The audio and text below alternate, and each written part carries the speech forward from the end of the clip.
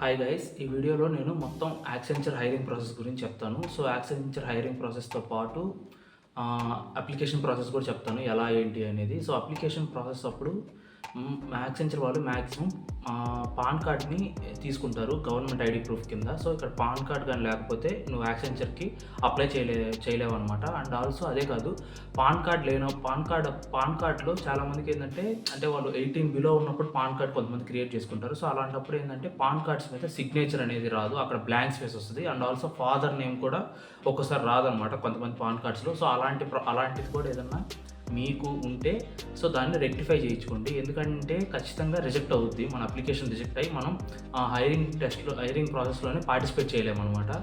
So ఇదొక problem ఉంది. So నేను మా కాలేజీలో అయితే చూశాను, చాలామందికి ఏంటంటే పాన్ కార్డ్లో ఈ సిగ్నేచర్ దగ్గర ప్లస్ ఫాదర్ నేమ్ దగ్గర క్లియర్గా లేకపోవడం వల్ల ఆ సిగ్నేచర్ అనేది ఉండదన్నమాట, బ్లాంక్ స్పేస్ ఉంటుంది వైట్ కలర్లో. సో అలా ఉండటం వల్ల చాలామందికి ఏంటంటే అప్లికేషన్ రిజెక్ట్ అయ్యి ఇనెలిజిబుల్ అని వచ్చిందనమాట. సో ఈ ప్రాబ్లం లేకుండా చూసుకోండి. సో ఎవరైనా B Tech first year, second year, third ఇయర్లో ఉంటే మోస్ట్లీ పాన్ కార్డ్ అనేది త్వరగా అప్లై చేయండి థర్డ్ ఇయర్లో ఉంది. ఎందుకంటే మీరు ఇంటర్న్షిప్కి వెళ్ళాలన్నా దేనికి వెళ్ళాలన్నా పాన్ కార్డు అనేది మస్ట్ అనమాట. ఎందుకంటే అది వెరిఫై చేసి మనకి డాక్యుమెంట్ వెరిఫికేషన్లో పాన్ కార్డ్ కూడా వెరిఫై చేస్తారు. సో అందుకని పాన్ కార్డ్ ఎవరికైనా లేకపోయినా పాన్ కార్డ్ అనేది తీసుకోండి. అండ్ అప్లికేషన్ ఫిల్ చేసేటప్పుడు మన నేమ్ ఫిల్ చేసేటప్పుడు మోస్ట్లీ మన సర్నేమ్ అప్పుడు మనం సర్నేమ్ అవన్నీ సింపుల్గా ఒక సింగిల్ లెటర్ తోటి డినామినేట్ చేస్తాం అనమాట. సో అలా ఫిల్ చేయకూడదు అప్లికేషన్ అనేది. నీ పాన్ కార్డులో నీ నేమ్ ఎలా ఉందో అలాగే ఫస్ట్ నేమ్ కానీ లాస్ట్ నేమ్ అండ్ సర్నేమ్ ఈ మూడి ప్లేస్లో పాన్ కార్డులో ఎలా ఉందో అలాగే ఫిల్ చేయాలి, ముఖ్యంగా యాక్సెంచర్కి. ఎందుకంటే ఇది వాళ్ళు చాలా స్ట్రిక్ట్గా చూస్తారనమాట. ఇది ఏది తేడా ఉన్నా మన అప్లికేషన్ రిజెక్ట్ అయిపోయి మనం ఇనెలిజిబుల్ అని మెయిల్ వచ్చేస్తుంది. ఆ తర్వాత మనం ఏం చేయలేమన్నమాట. ఆ తర్వాత మళ్ళీ వాడు ఎప్పుడో హైరింగ్ ప్రాసెస్ పెట్టినప్పుడు మళ్ళీ అప్పుడు అప్లై చేసుకోవాలి. సో అది ప్రాసెస్. సో నెక్స్ట్ ఎన్ని రౌండ్స్ ఉంటాయి, టోటల్ యాక్సెంచర్లో ఎన్ని రౌండ్స్ ఉంటాయి ఏంటి అనేది ఇప్పుడు ఎక్స్ప్లెయిన్ చేస్తాను. యాక్సెంచర్ ప్రాసెస్లో మొత్తం 3 రౌండ్స్ ఉంటాయి అనమాట. ఫస్ట్ది వచ్చేసి కోడింగ్ అసెస్మెంట్, సెకండ్ది వచ్చి కమ్యూనికేషన్ రౌండ్, అండ్ థర్డ్ వచ్చేసి interview process. So first coding అసెస్మెంట్లో మనకి 2 సెక్షన్స్ ఉంటాయి. సో ఫస్ట్ సెక్షన్ వచ్చేసి ఎంసీక్యూస్లో cognitive assessment, technical assessment, pseudo code ఉంటుంది. సో కాగ్నిటివ్ అసెస్మెంట్లో మనకి వెర్బల్ ఎబిలిటీ అండ్ రీజనింగ్ ఉంటుంది. సో క్వాంట్స్ అయితే ఉండవు, యాక్సెంచర్లో క్వాంట్స్ ఉండవు.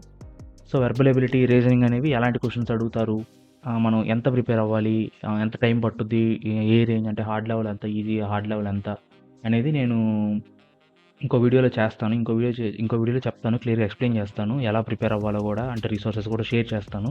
సో టెక్నికల్ అసెస్మెంట్ వచ్చేసరికి మనకి కోర్ సబ్జెక్ట్ క్వశ్చన్స్ తక్కువ ఉంటాయి.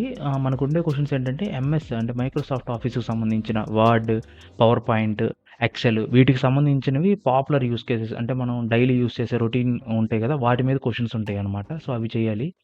సో సూడో కోడ్ వచ్చేసరికి నాకు తెలిసి మీ అందరికీ తెలుసు సూడో కోడ్. సో ఇప్పుడు నేను రాసినప్పుడు సూడో కోడ్ కన్నా ఎక్కువ వచ్చిందంటే ఫ్లో చార్ట్స్ అనమాట. ఫ్లో చార్ట్లో మొత్తం ఫ్లో చార్ట్ అర్థం చేసుకొని అది ఫైనల్గా వాడు ఫ్లో చార్ట్ బేస్ మీద క్వశ్చన్ అడుగుతాడు, దానికి నువ్వు ఆన్సర్ చేయాలి.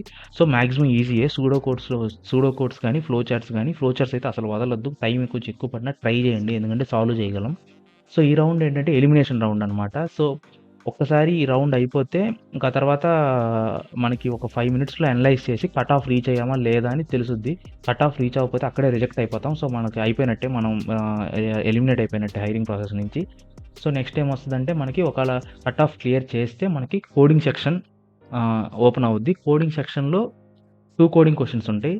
సో 2 కోడింగ్ క్వశ్చన్స్లో అట్లీస్ట్ ఒక క్వశ్చన్ అన్నా చేయాలి. ఒక క్వశ్చన్ కూడా చేయకపోతే మోస్ట్లీ రిజెక్ట్ అయిపోతాం. 90% రిజెక్ట్ అయిపోతాం, ఎందుకంటే కాంపిటీషన్ అలా ఉంది. సో రిజెక్ట్ అయిపోతాం, ఇంకంతే, అక్కడితో అయిపోయినట్టే. సో రిజెక్ట్ అవ్వని వాళ్ళకి మళ్ళీ ఒకవేళ సెలెక్ట్ అయిన వాళ్ళకి మెయిల్ వస్తుంది అనమాట. టెస్ట్ రాసిన వితిన్ మినిట్స్లోనే మెయిల్ వస్తుంది. మెయిల్లో మనం కమ్యూనికేషన్ రౌండ్కి ఎలిజిబుల్ అయ్యామని వస్తుంది. సో వితిన్ 1 వీక్లో మనకి కమ్యూనికేషన్ రౌండ్ అనేది ఉంటుంది అనమాట. సో కమ్యూనికేషన్ రౌండ్లో ఎలాంటి క్వశ్చన్స్ అడుగుతారంటే ఒక సెంటెన్స్ చూపించి అది చెప్పమంటారు. అది మనం చెప్పేటప్పుడు అది రికార్డ్ చేసుకుంటుంది. సో ఆ టైప్ క్వశ్చన్స్ కొన్ని ఉంటాయి.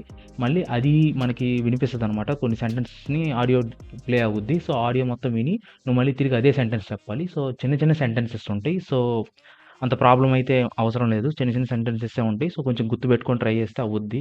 సో నెక్స్ట్ ఇంకోటి ఏంటంటే మనకి సెంటెన్సెస్ అది చెప్పేటప్పుడు ఇంకో రౌండ్లో ఏంటంటే సెంటెన్సెస్ అది మనకి చెప్పేటప్పుడు సెంటెన్సెస్లో గ్రామర్ ఎర్రర్స్ ఉంటాయి అనమాట. సో అవి గ్రామర్ ఎర్రర్స్ని నువ్వు కరెక్ట్ చేసి నువ్వు తిరిగి మళ్ళీ ఎంటైర్ సెంటెన్స్ చెప్పాలన్నమాట. కొంచెం టఫ్ అనమాట, ఎందుకంటే కొంచెం యాక్సెంట్ అనేది మారుతూ ఉంటుంది, మన యాక్సెంట్ కాదు. సో అదొక్కటే ప్రాబ్లం ఇక్కడ. సో కానీ కమ్యూనికేషన్ రౌండ్ అనేది ఎలిమినేషన్ రౌండ్ అయితే కాదు. కానీ జాగ్రత్తగా చేయండి. ఎందుకంటే యాక్సెంచర్ ప్రాసెస్‌లో ఏందంటే ప్రతి రౌండ్ నుంచి స్కోర్ తీస్తారు. ప్రతి రౌండ్ నుంచి స్కోర్ తీసి దాన్ని బట్టి మనకి ఫైనల్‌గా మనం సెలెక్ట్ అయ్యామా లేదా అని డిసైడ్ చేస్తారనమాట.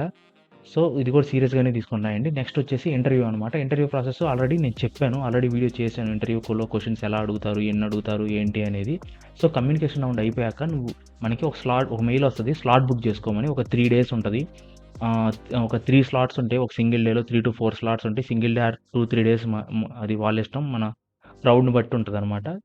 సో స్లాట్ బుక్ చేసుకొని మనం వెయిట్ చేస్తే మళ్ళీ ఆ డేలో ఆ స్లాట్‌కి ఒక 15 మినిట్స్ ముందల జాయిన్ అవ్వాలి. సో స్లాట్ బుక్ చేసుకునేటప్పుడు మాక్సిమం మార్నింగ్ స్లాట్సే బుక్ చేసుకోండి. ఎందుకంటే మార్నింగ్ స్లాట్స్ చేసుకుంటేనే మీరు అట్లీస్ట్ ఒక్కసారి ఏదైనా టెక్నికల్ ప్రాబ్లమ్ వచ్చినా ఈవినింగ్ లోపల ఇంటర్వ్యూ అనేది అవ్వుద్ది. అది ఈవినింగ్ చేసుకుంటే మేబీ అవ్వకపోవచ్చు లేతే అది మనం చెప్పలేమనమాట. సో అందుకని మాక్సిమం మార్నింగ్ స్లాట్సే చేసుకోండి. సో అది గైస్ టోటల్ 3 రౌండ్స్ ఉంటాయన్నమాట. సో ఏ రౌండ్ నెగ్లెక్ట్ చేయొద్దు. ప్రతి రౌండ్ బెస్ట్ అవ్వడానికే ట్రై చేయండి. మ్యాక్సిమం ట్రై చేయండి. వస్తది ఈజీయే, అంత టఫ్ అయితే కాదు. మినిమం ప్రిపరేషన్ అనేది ఉంటే చాలు. అండ్ ఇంటర్వ్యూలో చెప్పేటప్పుడు కాన్ఫిడెంట్గా ఉండండి. కాన్ఫిడెన్స్ చాలు, అదే మనం ముందర తీసుకెళ్తుంది. మిగతా అన్ని ఏం కాదు. మినిమం ప్రిపరేషన్, మ్యాక్సిమం కాన్ఫిడెన్స్ ఉంటే చాలు. మనకు లక్ కలిసి వస్తుంది, ఆటోమేటిక్గా సెలెక్ట్ అవుతాం. So interview process, interview experience గురించి తెలుసుకోవాలనుకుంటే ఎండ్ కార్డ్లో వీడియో ఉంటుంది, ఖచ్చితంగా చూడండి. So finally do subscribe and keep happy.